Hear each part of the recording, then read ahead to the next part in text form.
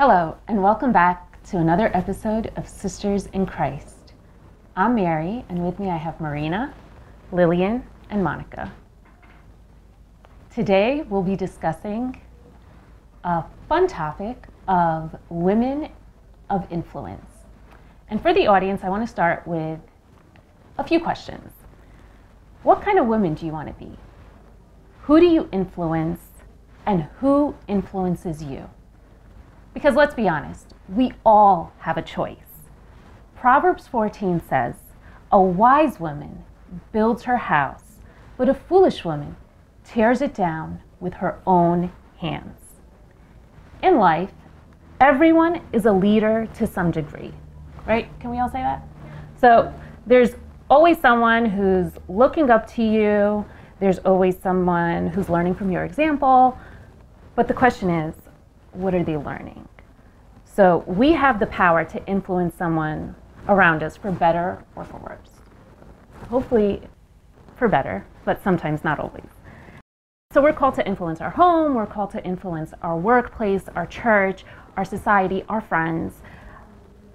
So my question first to you is, what are some women that have had influences in your life? I think for me, the biggest women who influenced me were the ones that I can visibly see them being closest to Christ, or at least leading a godly life, because that's what's going to matter at the end, right? It's not about a woman of like high status or having a wonderful career or making a lot of money or having some kind of authority or whatever it may be, but even, the quiet and gentle spirits like the Bible mentions, those are the ones who can lead me closer to Christ, and those are the ones that I want to be around. I have two little girls now, they're 2 and 4 years old.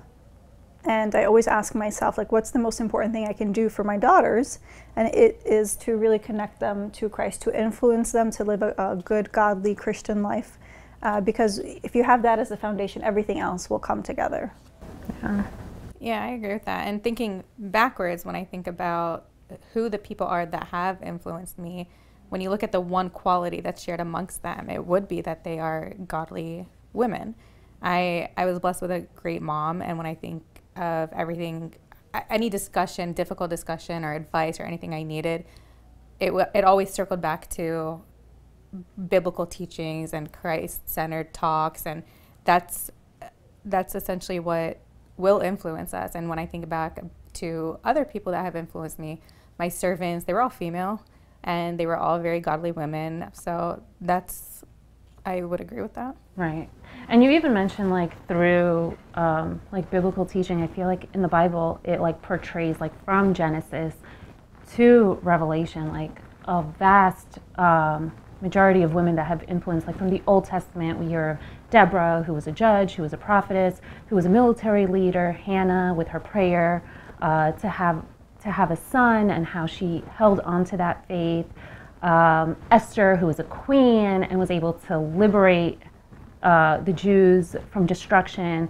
And then moving forward to the New Testament, I'm just skipping a few in between, but there's so many.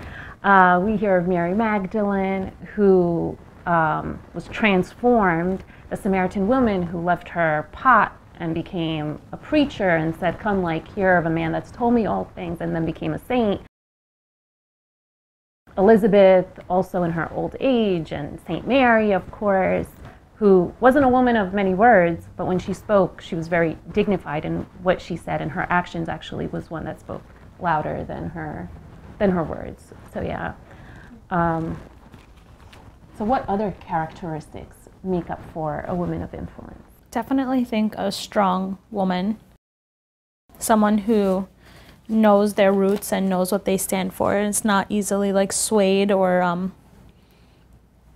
I always looked for someone whose actions speak louder than their words. So I feel like based on our moods and what we're going through, our words can change, but someone's actions actually shows what they're going through and what their heart is all about. So I feel like a woman that was strong in her actions and not swayed was always someone that was influential, at least. Yeah, someone really rooted in faith and not easily swayed, like Marina said, especially by circumstances around you. Like Marina said, actions speak louder than words. So if you look at different people in different situations, you have the really strong people who they don't yell, they don't get angry, they don't scream. If there's a tough situation, they handle it with gentleness and peace and kindness. And I think that's one of the biggest things when it comes to influencing other people, just having that peace. I'm actually reminded by like the story of Job, where he lost everything. He lost the 10 children, riches, cattle, all his livelihood was destroyed. And his wife's first response was, just go die and curse your God. But he responds actually by saying, you speak as one of the foolish women speak. Shall we indeed accept good from God? And shall we not accept adversity? And in all this, he didn't sin. So she was one that was speaking like down, right? So are we speaking life or death into a person's circumstances? So many times we're going to encounter trials, we're going to encounter tribulations, we're going to all go through storms, because that's what we were promised. Like, in this world, we will have tribulation. But I think a woman of influence knows how to walk on top of those circumstances. Do you guys agree? And speaks like words of encouragement, words of motivation, and shows people actually like God's love instead of God's conviction from there. Yeah, absolutely. As you guys were all talking, the one thing that came to mind was love, right? Do I have love, or do these women have love that they're showing to one another in kindness, in their acts, in their words, and encouraging? And are we able to live that amongst everybody else? Because it might be easy to be, good kind of on our own when we're in our own comfort zone at home, but when we're out in the world with other people, how are we treating others? And are we showing them that love? Right. And I think I previously read something and it was saying that like influential women do not rip other queens' crowns off, but instead they fix it. And it's like going back to what you said, it's not only about how you hold yourself, but also are you stepping over other people to get to where you need to go? Or are you helping people get there with you and like fixing people along the way? Because I feel like that's where our true success comes from. It's not that I hold a high position in this big company, but it's what have I done to get there? Have I lifted others with me? And that's where I feel like influence really comes from. So there's power in our speech. There's power in our words. So I want to shift it over to social media. And there's like this whole big thing about being influencers on social media. And we know like an influencer on social media is someone who has built this reputation for their knowledge and expertise in like a specific topic or field or whatever. I want to shift the conversation to social media influencers right after the break. Welcome back. We're going to touch on the topic of social media influencers. So it's like a hot topic now. So just to like define what an influencer is for social media, it's someone who has actually is built to have this reputation for their knowledge in a certain field or topic. Are there any influencers you guys follow or anything of that sort? Yeah, so there's a bunch, and I'm sure we all know if we're scrolling through our social media, you're going to see a lot of different ones, and for different areas of expertise, like you mentioned. There's also, a lot of great Christian influencers out there that are writing books, authors that are sharing, biblical passages and things. And social media could be used for, I think, positive and encouraging things, or it could be used for destructive things.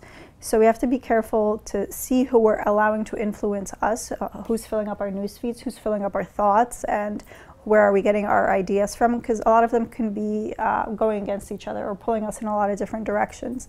And I really want to be following the ones that are bringing me closer to Christ, that are giving me messages of love and hope and kindness, and not so much the ones that are very self-centered or it's all about me, but really serving one another and finding the best in people that way. Yeah.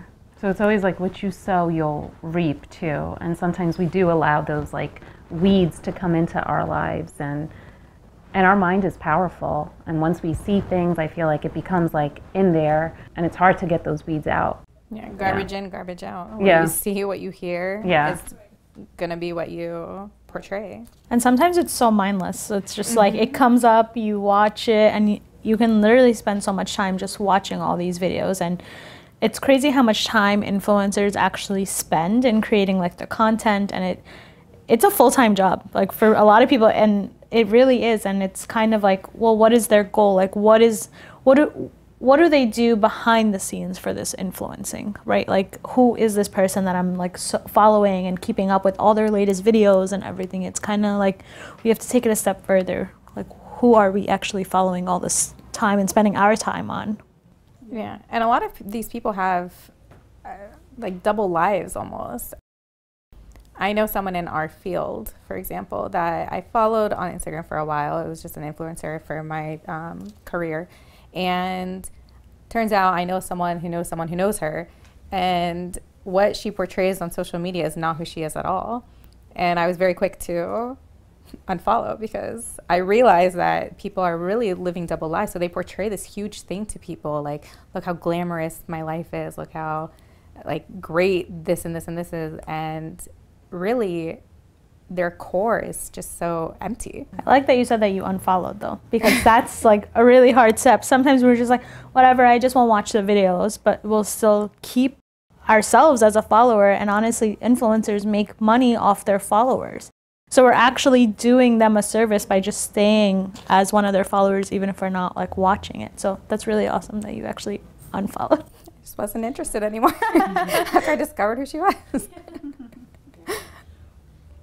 I mean, I think it's also important to know that a woman of influence doesn't have to be like a superwoman or a missionary or someone with all these like fancy degrees, or sometimes we feel like, you know, a woman of influence lies in her beauty or popularity and the number of followers. And I feel like sometimes our standards become like the worldly standards versus the word itself.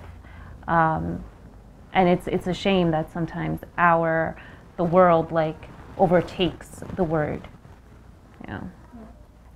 And it always reminds me of, you know, when Samuel came to anoint the next king, which was David, and everybody looked at the outside appearance of, you know, all the other brothers in his household, and God kept telling him, no, not this one, until he came to David. And by the world's criteria, he was a nobody, right? He was the youngest. He didn't have any power, authority, or anything. But God said, I don't look at the outward appearance, but I look at, you know, the inside of the heart. And that's what matters. So the people that are influencing us, or the way we're influencing others, it really comes down to our heart and not just what we put on the outside, because anybody can paint a perfect picture of what they want to be.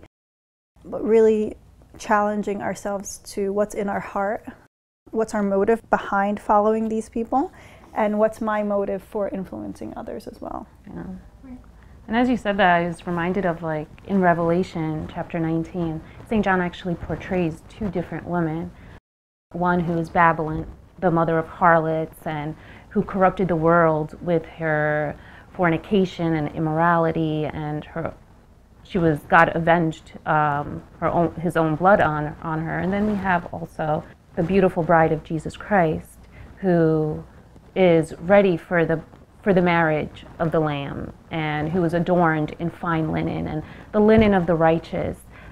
And it's so important for us to know, like, what gown are we putting on? It's so easy to put on, you know, whatever goes with the flow.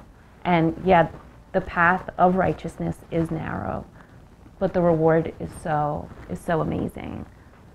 So it's just, to be that influence, sometimes you have to go out of your comfort zone for God to use you, for you to become like that person that just shines. Right. And I think you're an influence whether you think so or not, whether you like it or not. You are being watched by somebody.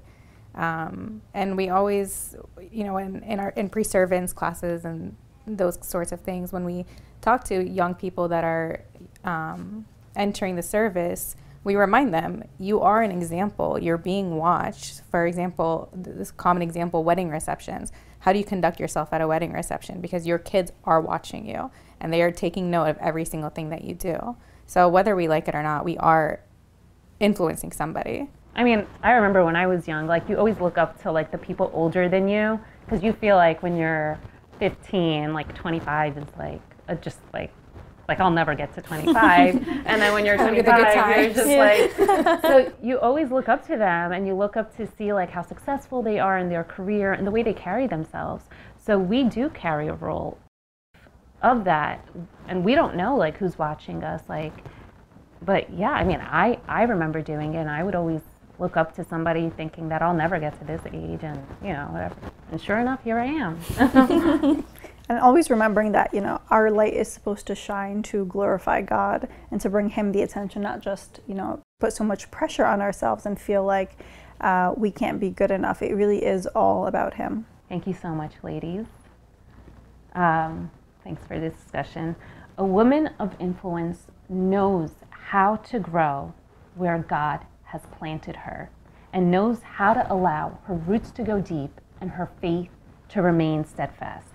A godly woman is surely precious in the sight of our Lord and worth far more than rubies. I hope you enjoyed our episode today. Until next time, stay blessed.